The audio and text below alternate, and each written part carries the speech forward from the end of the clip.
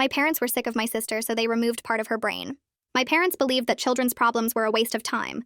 So when my sister got depressed, they paid a doctor to drill into her skull and scramble her brain so she'd finally stop crying all the time. Growing up, I always knew they found our problems annoying. When I broke my arm falling off my bike, they told me to stop being dramatic and wrap it myself. When my little brother's tonsils swelled up to the size of golf balls, they said he was doing it for attention. But what they did to my sister Claire was unforgivable. Claire started showing signs of depression when she was 14. She'd stay in bed all day. She stopped eating. She cried constantly. Normal parents would get their kid therapy or medication. My parents told her she was ruining the household atmosphere and to snap out of it. "You have nothing to be sad about," Mom would say while Claire sobbed at the dinner table. "This is a choice you're making." Dad would turn the TV volume up to drown out her crying. They acted like depression was something she was doing to personally inconvenience them. When Claire tried to tell them she needed help, Mom laughed in her face. Help with what? Being a teenager? We all went through it without making such a production. Claire begged them to take her to therapy. Dad said therapists were scam artists who created problems that didn't exist. "You want to talk about your feelings? Write in a diary like a normal girl?" But Claire was drowning and they were standing on the shore complaining about how loud she was being while she went under. Things got worse when Claire stopped going to school. The truancy officers started calling. My parents were furious, but not because they were worried about Claire. They were mad about the inconvenience. "Now we have to deal with the school board because you can't get out of bed?" Mom screamed at her. That's when they started researching permanent solutions. I found the pamphlets in Dad's office. Wilderness camps, military schools, and then at the bottom of the pile was a brochure for something called therapeutic psychosurgery. The word lobotomy was in small print at the bottom. I tried to warn Claire, but she didn't believe me. "They wouldn't," she said. But she didn't know them like I did. They absolutely would. 2 weeks later, they told Claire they were taking her to see a specialist who could fix her permanently. "One simple procedure and you'll never feel sad again," Mom said with this sick smile. Claire thought they meant antidepressants. She actually looked hopeful. She got in the car willingly. They brought her back 3 days later and she was different. Not better. Different. The crying had stopped, but so had everything else. She sat at the dinner table and stared at nothing. She answered questions in this flat voice like she was reading from a script. When I asked her what happened, she touched the bandages on her temples and said, "They fixed me. I don't feel sad anymore." She didn't feel anything anymore. They'd paid some doctor to perform an ice pick lobotomy like it was 1952. He scrambled the part of her brain that felt inconvenient emotions. Living with lobotomized Claire was like living with a ghost. She'd sit in her room for hours doing nothing, not reading or watching TV, just sitting. She smiled when you told her to smile. She ate when you put food in front of her. She was the perfect daughter my parents had always wanted. Quiet, compliant, no problems. "See how peaceful our home is now?" Mom said one night at dinner while Claire stared at her mashed potatoes. "We should have done this years ago." I started recording everything. Videos of Claire's empty stare, photos of her surgical scars, documents from the doctor who did this to her. I was 17 and planning to report them the day I turned 18. But then my little brother started falling apart from the stress of seeing Claire vanish before his eyes. He was having panic attacks and nightmares and crying all the time about how he wanted his sister back. Mom found him hyperventilating in the bathroom. "Not another one," she said to Dad that night when she thought we couldn't hear. "I can't go through this again." The next day, I heard them on the phone with the same doctor who lobotomized Claire. "Yes, we have another child who needs help," Mom was saying. "Similar issues, lots of unnecessary emotions." They were going to do it again. They were going to destroy my brother's brain just like they destroyed Claire's because his anxiety was inconvenient for them. I confronted them that night. "You can't do this to him," I said. "What you did to Claire was criminal." Dad barely looked up from his newspaper. "We're the parents. We decide what's best." Mom smiled that same sick smile. "Actually, we've been noticing you seem awfully worked up lately. All this anger and hysteria. Maybe you need the same help Claire got." She pulled out a brochure from her purse. It had my name already written on the intake form. "Your appointment is next Tuesday." That night, I couldn't sleep. The appointment card sat on my desk where Mom left it. White paper with Tuesday 2 p.m. circled 3 times in red marker. My hands kept shaking every time I looked at it. 6 days. I had 6 days to figure out how to stop them from doing to me what they did to Claire. Every time I closed my eyes, I saw her empty face staring at nothing. I kept calculating the hours. Tuesday was 144 hours away. Then 143. Then 142. The numbers wouldn't stop running through my head. At 3 a.m., I gave up trying to sleep and pulled out my laptop. I grabbed everything I'd been collecting about Claire over the past year. Photos of the scars on her temples, the surgical consent forms I'd found in Dad's filing cabinet with signatures that didn't match Mom's handwriting. Videos on my phone of Claire's flat voice answering questions. I uploaded it all to a cloud storage account I'd set up using a fake email address. Mom and Dad didn't know about this account. They thought they controlled all my passwords, but I'd been preparing for something like this.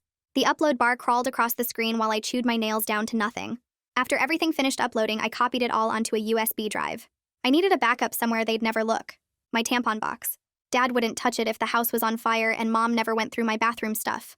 I wrapped the USB in a plastic bag and buried it under the tampons at the bottom of the box.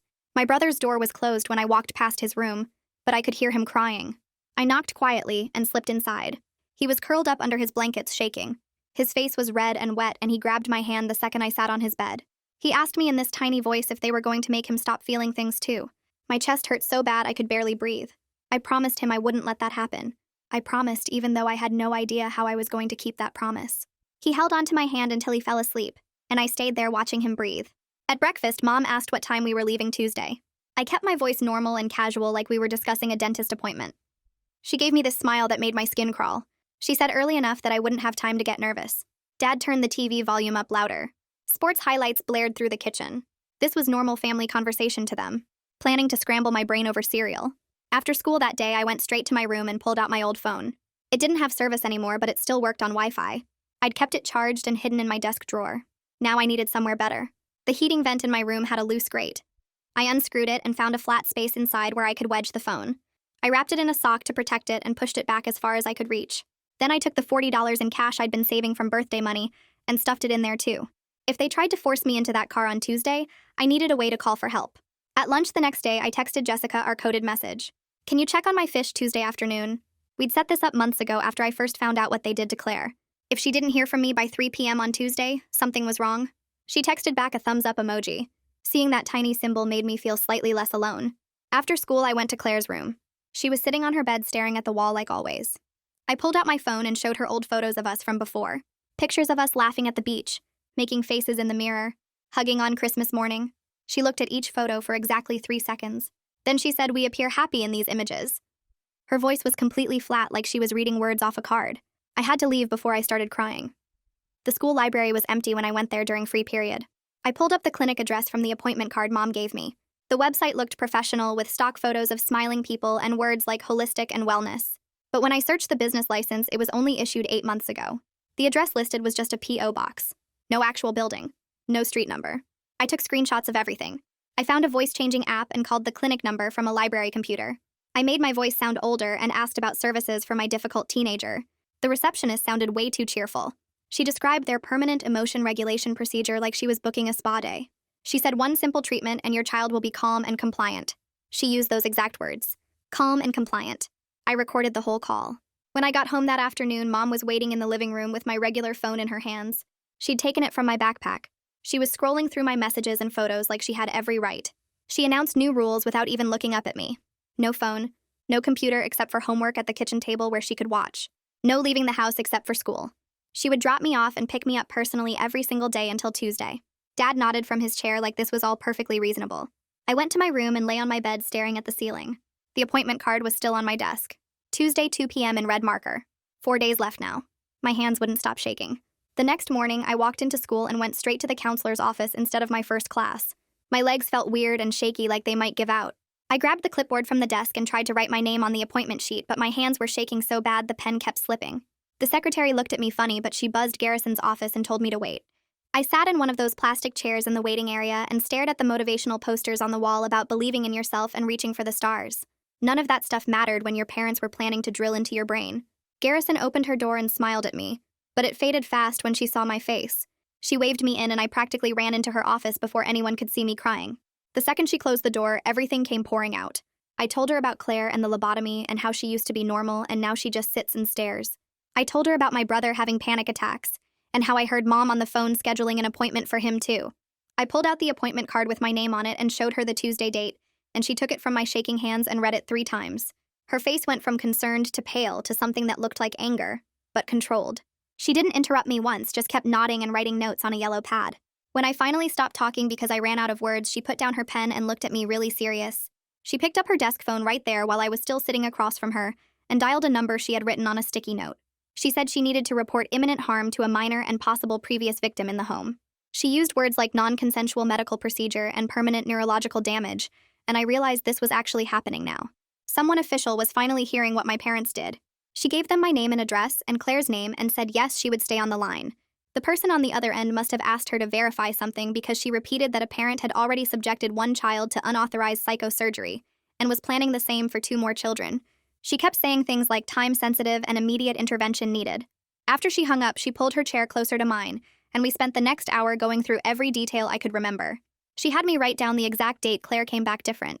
She had me write down the doctor's name from the paperwork I photographed. She made me describe Claire's symptoms before and after in specific terms. She kept saying documentation is everything, and we need to be precise and factual. No emotions, just facts. I wrote until my hand cramped, and she made copies of everything, including photos of Claire's scars, on my phone. She printed them out on her office printer and put them in a folder with my name on it. She told me she was mandated to report this, and she already did. But I needed to keep myself safe until CPS could investigate properly. She made me promise to text her every morning before school, and if I didn't, she would call the police for a welfare check. I promised and meant it. That afternoon, I was sitting in English class when the office called my teacher and said I had a phone call. My stomach dropped because nobody calls students during class unless it's an emergency. I went to the office, and the secretary handed me the phone, and it was Mom. Her voice was that scary, calm quiet that meant she was furious. She said the school counselor called her about our private family business and asked if I had anything to say for myself. I didn't answer, and she said I was grounded indefinitely starting right now. She said she already submitted paperwork to withdraw me from the school, and I would be homeschooled starting tomorrow, so I couldn't spread lies to strangers anymore. She told me to get my things and wait in the parking lot because she was coming to pick me up early. I hung up and grabbed my backpack and saw Garrison watching from her office doorway. She mouthed, "Be safe," and I nodded, but I felt sick. When I got home, Mom didn't even look at me, just pointed at my room. Dad came home early from work, and they had a loud conversation in the kitchen about how I was trying to destroy the family. That night after dinner, when they thought I was asleep, my brother snuck into my room. He looked terrified and asked if they were really going to homeschool me. I told him yes, but we needed a plan. We decided on a code word that meant call 911 immediately. If either of us said the word emergency out loud, the other one had to call for help no matter what. He made me promise I wouldn't let them take him to that doctor, and I promised, even though I was scared, I couldn't actually stop them. He hugged me really tight and snuck back to his room before they noticed he was gone. I waited until after midnight when I could hear Dad snoring through their bedroom door. I grabbed the small voice recorder I bought last year for a school project and tiptoed down the hall. Their door was open a crack, and I could see them both asleep. I got down on my hands and knees and crawled to the side of their bed, moving. So slowly it took forever. I reached under the bed frame and wedged the recorder between the mattress support and the wall where they would never look. My heart was beating so hard I thought they would hear it, but neither of them moved. I crawled back out and made it to my room without making a sound. The next morning, I woke up to my hidden phone buzzing in the heating vent. I pulled it out and saw an unknown number. A man's voice said his name was Woodward from CPS, and he was calling about the report filed yesterday. He asked me to verify the details Garrison gave them, and I went through everything again. He said they were opening a formal investigation, but home visits take time to schedule properly. He needed me to stay safe and keep documenting everything until they could intervene. He gave me his direct number and said to call immediately if my parents tried to take me anywhere. I wrote his number on my arm in pen under my sleeve where Mom wouldn't see it. At lunch, I went to the library instead of the cafeteria and logged into one of the public computers. I searched the doctor's name from the appointment card and found his practice website. It looked normal and professional with stock photos of happy families. But when I searched his name plus medical board complaint, I found a PDF from 5 years ago. Someone filed a complaint against a doctor with almost the same name but one letter different. The complaint said experimental procedures without proper licensing and potential harm to patients. The case was marked as under investigation, but I couldn't find any resolution. I took screenshots of everything and emailed them to myself. That afternoon, Garrison called me into her office again and said she wanted to connect me with someone who could help. She had a woman on speakerphone named Holden, who said she was a legal aid attorney who works with minors in crisis situations. Holden asked me some questions about the appointment and whether my parents had legal guardianship. She explained that I had rights even as a minor, and there were legal options to stop medical procedures I didn't consent to.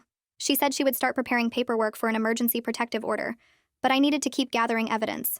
She told me to document everything my parents said and did. She gave me her direct number and said to call anytime, day or night, if the situation escalated. When I got home, Mom was waiting with new rules written on a piece of paper taped to the refrigerator. No phone, no computer, no leaving my room except for meals and bathroom.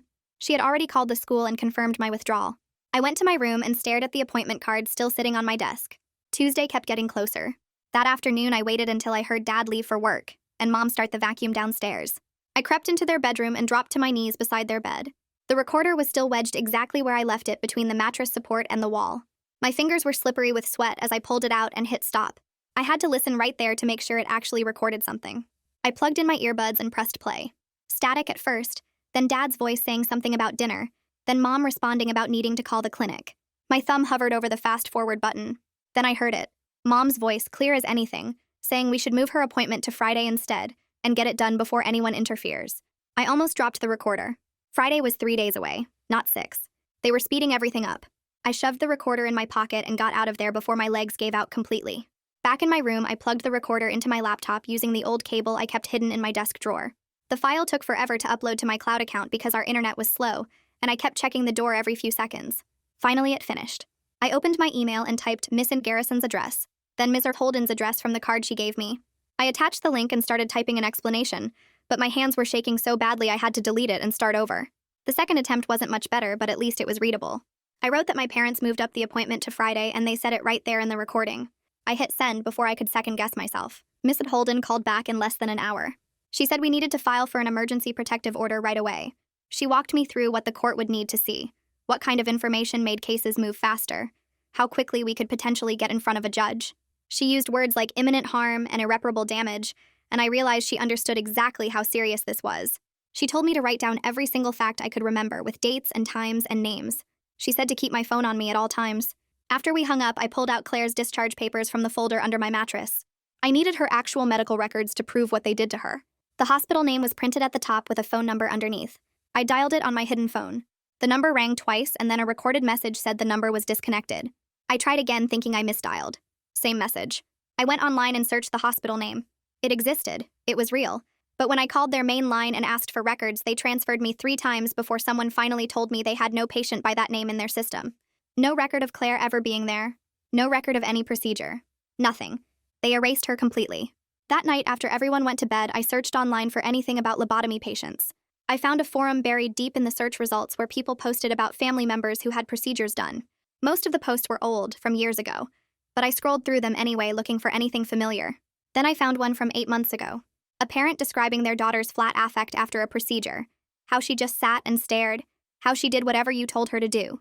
Another post from 6 months ago describing almost the exact same thing. A third post from 4 months ago. All 3 mentioned the same outcome Claire had. One of the parents mentioned the clinic name in their post. It was the same name printed on my appointment card. The same place Mom was planning to take me on Friday. I took screenshots of everything and uploaded them to my cloud account. The next morning, I woke up to Mom standing in my doorway watching me. She said she was getting something from her closet and walked past my bed. I waited until I heard her go downstairs before I got up. When I went to use the bathroom, I passed their bedroom and saw their closet door was open. On the top shelf sat a small safe I had never seen before. I checked the hallway, then went in and took 3 photos of it with my hidden phone. The brand name was visible on the front. I took a photo of that too. Then I heard Mom coming back up the stairs and I ducked into the bathroom and shut the door. My heart was beating. So hard I thought she would hear it through the wall. Later that morning, Ms. Garrison called my hidden phone and said she filed a supplemental CPS report. She attached typed excerpts from the audio recording where my parents discussed moving up my appointment. She said this strengthened the case a lot because it showed they were actively planning to go through with it and trying to do it faster to avoid interference. She sounded more worried than before. She told me to stay in public places as much as possible and not to go anywhere alone with my parents. That afternoon, the house phone rang and I heard Mom answer it in the kitchen. I grabbed my hidden phone and started recording.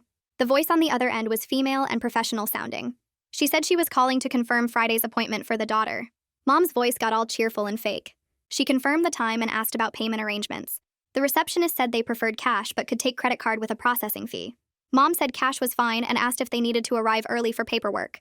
The receptionist said no. Everything was already filled out. They just needed to bring me and sign the final consent forms there. I recorded the whole thing. When Mom hung up, I stopped recording and immediately uploaded the file to my cloud. That evening, Ms. Holden emailed me a template declaration form for emergency court orders. She said to fill in every specific fact I knew, including dates, names, evidence locations, and Claire's current condition. I sat at my desk and started writing.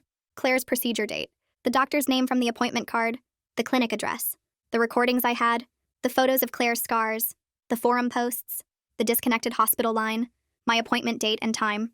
Writing it all down made it feel more real than it had before, like I was building something solid out of all these scattered pieces of proof. My hand cramped from writing so much, but I kept going until I had filled out every single line on the form. Thursday morning, Mom announced at breakfast that we were taking a family trip this weekend. She said to pack bags for a few days. Dad nodded and kept eating his eggs. Claire stared at her plate. My brother looked at me with wide, scared eyes. Mom said it would be good for all of us to get away for a while. After breakfast, while Mom was in the shower, I went into her bedroom. Her suitcase was already sitting on the bed half-packed.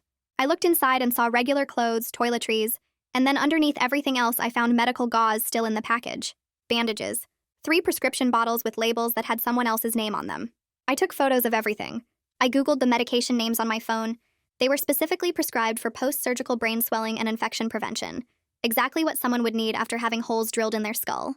I pulled out my phone and photographed every single item in that suitcase. The gauze packages, the bandages still in their wrappers, each prescription bottle with someone else's name scratched off the label. My hands shook while I typed the medication names into Google. The first result made my stomach drop. Dexamethasone for reducing brain swelling after neurosurgery. The second medication was an antibiotic specifically prescribed to prevent infection in surgical wounds. The third was for managing post-operative pain in neurological procedures. I took screenshots of every search result and uploaded them to my cloud account. This was exactly what someone would need after having holes drilled in their skull. My phone buzzed with a call from an unknown number. I answered it quickly and heard Woodward's voice saying he had scheduled an unannounced home visit for this evening around 6. Relief flooded through me until I heard the house phone ring downstairs.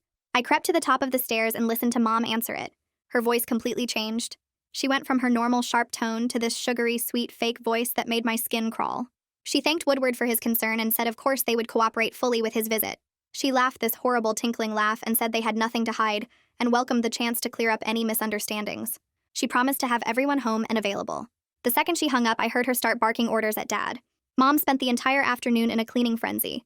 She vacuumed carpets that were already clean. She scrubbed counters until they gleamed. She arranged fresh flowers in vases and lit scented candles in every room. Then she gathered me, Claire, and my brother in the living room. She told Claire to smile more and look happy. She made Claire practice saying she felt great and loved her family. Claire repeated the words in that flat robot voice while Mom got increasingly frustrated. Then Mom turned to my brother and her voice went ice cold. She told him if he cried or looked upset during the visit, she would give him something real to cry about later. My brother's face went white and he nodded silently. Mom made us rehearse answers to potential questions. She told us exactly what to say about our family life, our relationships, our emotional states. She said if anyone contradicted her version of events, there would be serious consequences. At exactly 6 o'clock, the doorbell rang. Mom smoothed her hair and pasted on a bright smile before opening the door. Woodward stood there with a clipboard and a kind but serious expression. Mom welcomed him in with that fake cheerful voice. She offered him coffee and cookies like this was a social visit. While Mom went to the kitchen, I positioned myself near Woodward. When he extended his hand for a handshake, I pressed the USB drive into his palm. His fingers closed around it smoothly without any change in his expression. I mouthed the words, "Private interview, please," and he gave me the tiniest nod. Mom came back with coffee, and Woodward asked if he could speak with Claire privately. Mom's smile tightened, but she agreed. I stood in the hallway where I could see through the doorway into the dining room. Woodward pulled out a chair for Claire and sat across from her. He asked her gentle questions about school and her daily routine. Claire answered in that horrible flat monotone that made her sound like a recording. He asked about her interests and hobbies. She said she did not have any interests. He asked if she felt sad or worried about anything. She said she did not feel sad or worried because they fixed that. Then Woodward asked about the scars on her temples. Claire reached up and touched them without any emotion showing on her face. She said the doctor fixed her brain, so she would not be sad anymore. She said it like she was describing a dental cleaning. Woodward wrote notes on his clipboard and I could see his jaw tighten. When he finished with Claire, he spoke briefly with my brother, who managed not to cry even though I could see him trembling. Then Woodward asked to speak with my parents. I stayed in the hallway and listened. Woodward told them that performing non-consensual medical procedures on minors was illegal, and he would be monitoring the situation very closely. He said he had concerns about Claire's condition and would be following up with additional visits. Mom thanked him for his concern with that smile that did not reach her eyes at all. She said they only wanted what was best for their children, and any medical decisions were made with proper consultation and consent. Dad nodded along and said they were a loving family who would never do anything to harm their kids. Woodward left and I watched through the window as his car pulled away. The second his taillights disappeared, Dad's face changed. He stormed upstairs and I heard the sound of a drill. He removed the door from my bedroom completely. Then he went into my brother's room and did the same thing. He carried both doors down to the garage and said since we could not be trusted, we did not deserve privacy anymore. I stood in my doorway looking at the empty frame and felt shame burn through me. Everyone walking by could see into my room now. I could not change clothes or cry or do anything without being watched. My brother looked at me from his doorless room with tears running down his face. Friday morning, my phone buzzed with an email from Holden. She had filed an emergency motion first thing requesting a temporary protective order to block any medical procedures. She sent me the case number and told me to memorize it. I grabbed a pen and wrote the numbers on my arm in blue ink. I traced over them 3 times to make sure they would not smudge off. This was my proof that someone official was trying to help. During my lunch period, I used the school library computer to search property records for the clinic address. I found the listing and my stomach dropped. The clinic was not in a medical building at all. It was a rented suite in a strip mall between a nail salon and something called Crystal Wellness Spa. The photos showed a shabby storefront with tinted windows and a small sign. This did not look anything like a legitimate medical facility. I took screenshots and emailed them to both Holden and Garrison. My phone buzzed with a text from Garrison. She said she was setting up a safety protocol for me. I had to text her a specific emoji every single day by noon. She sent me a purple heart emoji to use. If she did not receive it by noon, she was instructed to immediately call the police for a welfare check. She said this was non-negotiable, and I had to do it every day without fail. I saved her number under a fake name and set a daily alarm for 11:30. Friday afternoon, I got home from the school and found Mom waiting in the living room with papers spread across the coffee table. She looked up at me with this satisfied expression and announced I would not be going back to the school until after my treatment was finished. I felt my chest get tight as she explained she had already submitted the withdrawal paperwork that morning and the school had accepted it. She said it was better this way because I would not have to worry about missing classes while I recovered from the procedure. The walls of the house seemed to press in closer, and I realized she was cutting off my access to Garrison and any other adults who might help. I nodded and went upstairs to my doorless room where anyone walking by could see everything I did. I pulled out my hidden phone from inside the heating vent, and my hands shook as I typed out a quick message to Garrison explaining Mom had withdrawn me from the school, and the timeline was moving faster than we thought. I hit send and watched the message go through just as I heard Mom's footsteps on the stairs. She appeared in my doorway and her eyes went straight to the phone in my hands. She crossed the room in 3 steps and grabbed it from me before I could react. I watched her scroll through my recent messages, and her face went red when she saw Garrison's name. She did not yell or lecture me. She just turned and walked downstairs with my phone, and I heard her immediately making calls to both Holden and Woodward. I knew Garrison would see my message and alert everyone that things were accelerating. That night, I could not sleep, so I logged into the cloud account from my brother's tablet while he was asleep. I went through old files I had backed up months ago and found a voicemail from 2 years back that the doctor had left for my parents about scheduling Claire's procedure. I played it through my earbuds and something about his voice sounded wrong. The cadence was right, but the tone seemed different from the voicemail he had left more recently about my appointment. I downloaded the audio file and ran it through a search engine that could identify voices from online content. After 20 minutes of searching, I found a video from a medical conference 3 years ago, where someone with the same voice was giving a presentation about alternative psychiatric treatments. The name on his conference badge was completely different from the name he used now. I took screenshots of everything and uploaded them to a new folder labeled with random numbers, so my parents would not find it if they checked. I sent the links to both Garrison and Holden through the cloud sharing system since I did not have my phone anymore. Saturday morning, I woke up to find Mom standing in my doorway holding my hidden phone that I thought was safely tucked in the heating vent. She must have searched my room after I fell asleep. She walked over to where I was sitting up in bed and held the phone up so I could see it clearly. Then she dropped it on the floor and stomped on it with her heel. The screen shattered into a spider web of cracks, and she stomped 3 more times until pieces of glass and plastic scattered across the floor. She asked if I had any other devices hidden anywhere, and I shook my head. She left without saying anything else, and I got up and swept the broken pieces into my trash can. I did not cry or show any reaction because I had already set up the backup plan with Jessica days ago. Jessica knew to call Garrison if I did not send her a check-in message by noon every day. I glanced at the clock and saw it was 10 in the morning. 2 more hours and the backup plan would kick in automatically. I sat on my bed and watched the minutes crawl by on my alarm clock. 11 o'clock passed. 11:30 came and went. At exactly noon, my doorway was empty, and I knew Jessica would be seeing that I had missed our check-in. I pictured her calling Garrison and explaining that something was wrong. 15 minutes later, I heard a car pull into the driveway. I went to the window and saw a police cruiser parked behind Dad's car. Officer Barton got out and walked up to the front door. I heard the doorbell ring and then Mom's fake sweet voice greeting him.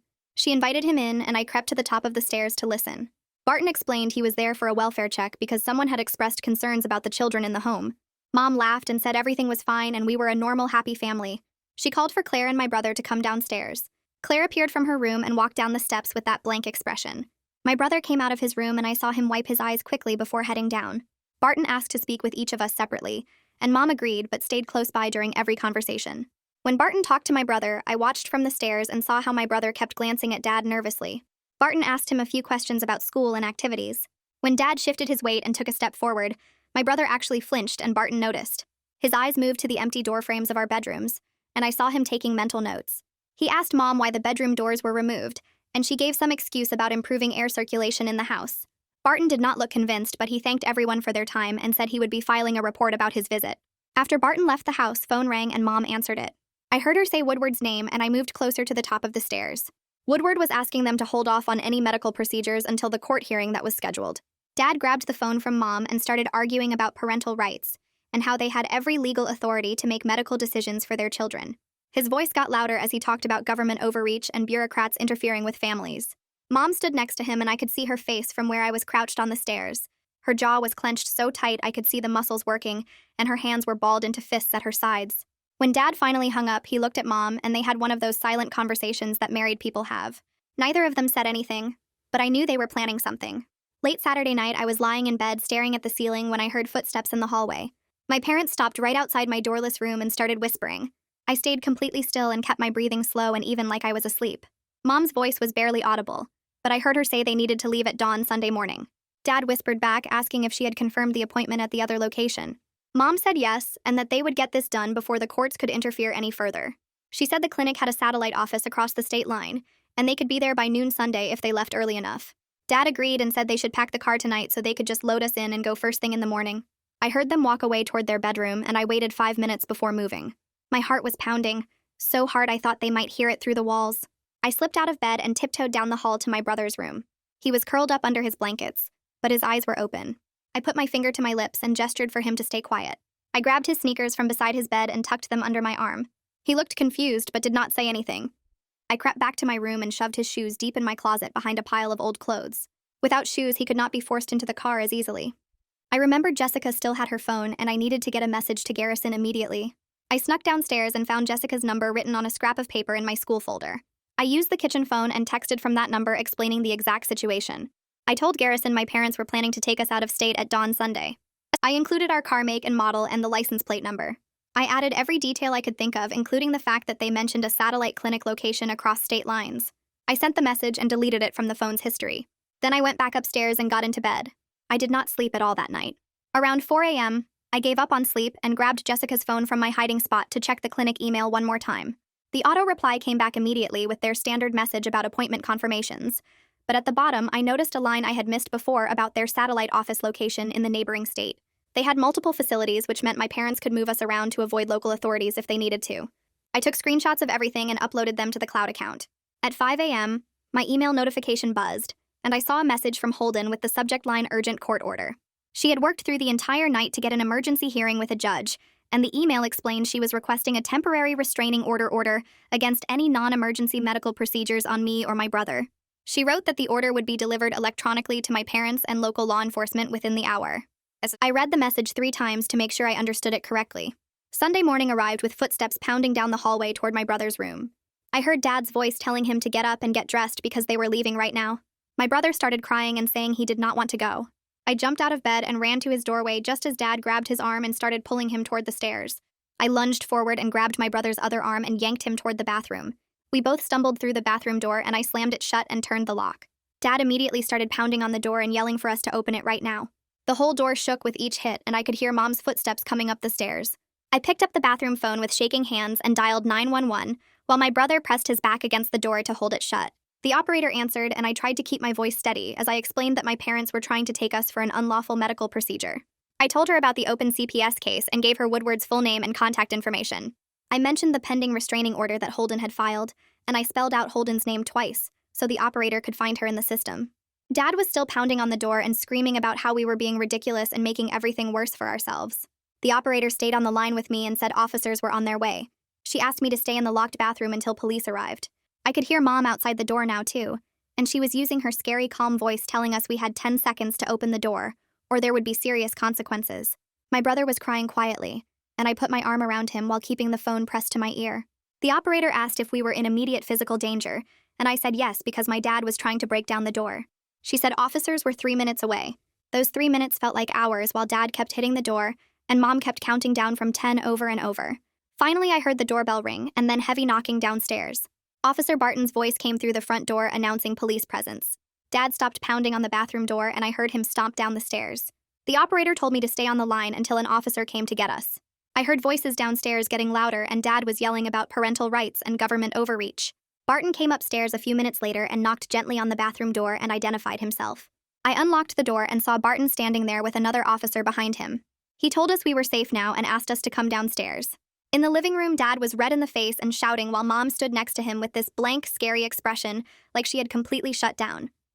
Barton explained that Holden had emailed the temporary restraining order to both the police department and my parents about 20 minutes ago. He held up his phone showing the court order and read the relevant section out loud about no non-emergency medical procedures being performed on either minor child. Dad started yelling about how they were the parents and they had every legal right to make medical decisions for their children. Barton stayed calm and said the court had issued a valid order and they needed to comply. Woodward arrived about 10 minutes later and came straight to where my brother and I were sitting on the couch. He explained he was placing my brother in temporary protective custody effective immediately. I asked if I could go with him instead of staying in the house, and Woodward looked at Barton and then back at me and said he could make those arrangements right now. He pulled out his phone and made 2 calls to get authorization for emergency placement for both of us. My parents started screaming about how we were their children, and they had the right to make medical decisions and raise us how they saw fit. Mom's voice got higher and more frantic as she kept repeating that we were being dramatic and making a scene over nothing. Barton warned them that violating the restraining order would result in immediate arrest and criminal charges. Before we left, I grabbed Woodward's arm and begged him to get Claire evaluated too, because she was still here with them, and they had already destroyed her brain. Woodward pulled out his notepad and wrote down everything I said about Claire's current condition and the visible scars on her temples. He said they would pursue a full medical assessment for her as part of the investigation, and he would make sure it happened within the next few days. A woman from the shelter arrived in a county van, and Woodward walked us out to the vehicle while my parents stood in the doorway screaming. The shelter intake process took almost 2 hours with paperwork and medical checks and questions about our immediate needs. They separated me and my brother into different wings because the facility had gender-specific housing, but the intake coordinator explained we could have supervised phone calls twice a day at set times. Hearing that I could still talk to him helped, even though the idea of being separated made my chest feel tight. They gave us each a small room with a bed and a locker and some basic toiletries. My brother looked so small standing in the hallway holding his plastic bag of belongings. That afternoon, Holden called the shelter phone and asked to speak with me. She explained this was just the beginning of a very long process, involving a full investigation, multiple court hearings, and possible criminal charges against the doctor who performed Claire's procedure. She said nothing would be fast or simple, but the most important thing was that we were safe right now, and the restraining order was in place. I asked her how long we would have to stay in the shelter, and she said it depended on what the investigation found and what the court decided, but it would likely be several weeks at minimum. After we hung up, I sat on the thin mattress in my assigned room and looked at the blank walls and realized I had actually done it. We had gotten out. The next morning, Holden called the shelter phone with an update. She said the medical board sent her a confirmation email overnight that they opened a formal investigation into the doctor. They assigned a case number and an investigator named Knox who would be handling everything. She read me the case number twice so I could write it down, and I put it in my phone under a contact labeled important in case my parents somehow got access to my stuff. Holden said Knox had a good reputation for being thorough and not backing down from difficult cases. That afternoon, I sat in the shelter common room with the laptop they let me use for schoolwork and went through my cloud backup looking for anything else that might help. I found a screenshot I took months ago of a bank statement that showed up on the printer once.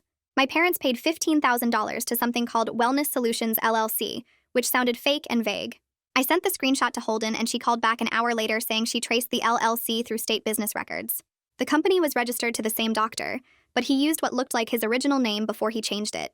She said this proved the payment went directly to him and not some legitimate medical facility. 3 days later, we had the preliminary hearing at the courthouse. A sheriff's deputy drove me there in the morning, and I sat in a waiting room until they called my case number. The courtroom was smaller than I expected, with wood paneling and fluorescent lights that buzzed. The judge was a woman in her 50s with reading glasses on a chain. She reviewed the emergency restraining order and asked both sides if they had anything to add. Mom's lawyer stood up and argued that my parents had the right to make medical decisions for their minor children, and that I was exaggerating normal teenage conflicts. The judge looked at the evidence packet Holden submitted and said the restraining order would continue. She formally ordered my parents to refrain from any non-emergency medical procedures on any of their children pending further investigation. Mom's lawyer tried to argue again, but the judge cut him off and said the order was clear. After the hearing, the judge called everyone back and said the court was appointing a guardian ad litem to represent my brother's interests. She said they were also discussing appointing one for me until I turned 18 in 3 months. Holden explained later that a guardian ad litem is someone whose only job is protecting the kid in court cases. Having an actual person assigned just to make sure we were okay felt weird and surreal, like this was happening to someone else. That same week, Woodward scheduled an interview with Claire. He brought a specialist who did cognitive assessments with brain injury patients. I wasn't allowed to be there, but Woodward called me afterward and said they documented everything. The specialist's report said the damage to Claire's brain was likely permanent. She recommended a full neurological assessment at a hospital, but said based on the initial evaluation, Claire would probably never fully recover her emotional range. Woodward's voice sounded tired when he told me this, like it made him sad too. He said they were building a case, but it would take time. 2 days after that, Holden warned me that my parents hired their own attorney. She said he was already building a defense that portrayed me as a dramatic teenager making up stories for attention. Their lawyer claimed I was angry about normal parental discipline and exaggerating everything to get my way. Holden said this was standard strategy, and I needed to stay completely factual in anything I said to anyone. She told me to avoid emotional language and stick to specific dates, times, and observable facts. The next time we met in person, Holden spent an hour coaching me on communication. She said I needed to avoid social media completely. No posts, no comments, no messages that could be screenshotted. She said anything I posted could be twisted and used against me in court. She told me to keep all communications minimal and fact-based. If someone asked me questions, I should say I couldn't discuss an ongoing investigation. She made me practice saying it until it sounded natural. Meanwhile, my brother started seeing a trauma counselor at the shelter. The counselor was a woman in her 30s who specialized in kids who witnessed violence. My brother met with her 3 times a week. After 2 weeks, the shelter staff told me he made it through a whole night without a panic attack. The counselor said he was responding well to treatment and learning coping strategies. When I talked to him on our supervised calls, he sounded different. Not happy exactly, but less scared. He told me about breathing exercises and how to recognize when his anxiety was starting. 5 weeks after we got to the shelter, Knox from the medical board requested an in-person interview with me. He came to the shelter on a Thursday afternoon and we sat in a conference room with Holden present. Knox was older, maybe 60, with gray hair and glasses. He asked detailed questions about everything I witnessed with Claire. He wanted to know exact dates, what the doctor looked like, what the clinic building looked like, everything. I gave him access to all my original files and recordings. He spent 20 minutes going through my phone looking at timestamps and metadata. When he was done, he said this was some of the most thorough documentation he had ever seen from a minor. He said most people his age didn't think to preserve evidence like I did. That night, I lay in my shelter bed thinking about how I turned 18 in 2 months. Holden was already preparing paperwork for me to legally separate from my parents. She said once I was an adult, I could petition the court for full independence, and they couldn't force me to come home. Having a specific date when I would have more control helped me get through each day. I counted down the weeks on the calendar they gave me. 60 days until I could make my own medical decisions. 60 days until they couldn't schedule appointments for me. 60 days until I had legal standing to fight for Claire and my brother, without needing an adult to speak for me. The next morning, I sat at a table in the shelter's computer room and started writing everything down for Knox and the prosecutors. I opened a blank document and typed the date Claire went for her procedure, then the date she came back different. I listed every change I noticed in her behavior, the exact location of her scars, the times I heard my parents discussing the doctor. I uploaded the photos in chronological order with captions explaining what each one showed. I added timestamps from my recordings and screenshots of the bank transfers my parents made. Holden reviewed it that afternoon and said prosecutors loved this kind of clear timeline because it showed a pattern they could prove in court. She made a few suggestions about adding more specific observations, and I spent another hour filling in details about Claire's flat voice and empty stare. 2 days later, the shelter arranged a supervised visit with my brother in their family meeting room. We sat across from each other at a small table while a staff member waited by the door. My brother looked better than the last time I saw him, less pale and jumpy. He told me his counselor was teaching him exercises for when he felt panicky, and that he slept through 3 whole nights this week.